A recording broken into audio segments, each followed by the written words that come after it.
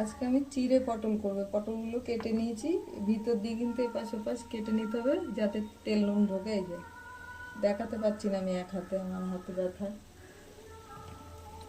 মশলা নিয়েছি কাজু, শুকনো লঙ্কা, জিরে, আদা।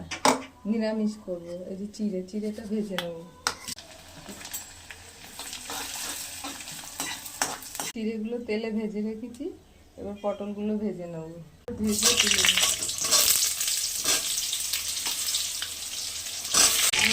পটল ভাজাগুলো এবার তুলে নেব।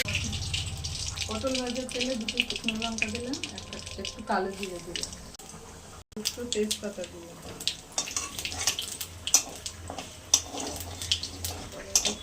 দিয়ে দিলাম, কষিয়ে নেবো ভালো করে। লবণ দিলাম, অল্প চিনি দিলাম। নিরামিষ তরকারি চিনিটা লাগবে, চিনি করলেও ভালো লাগবে, আমি নিরামিষই করলাম।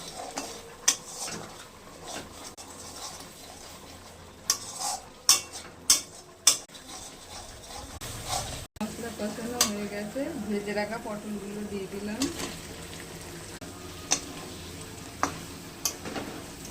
তেলে ভেজে রাখতে হবে চিড়ে, দিয়ে দিলাম চিড়ে ভাজাটা।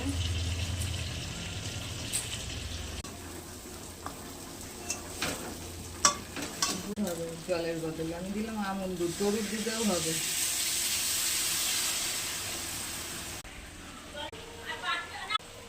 একটু গরম মশলা দিলাম, দিয়ে একটু নাড়াচাড়া করবো, তারপরে নামিয়ে নেবো। দিয়ে দিয়েছি, লঙ্কাটা দেখানো হয়নি।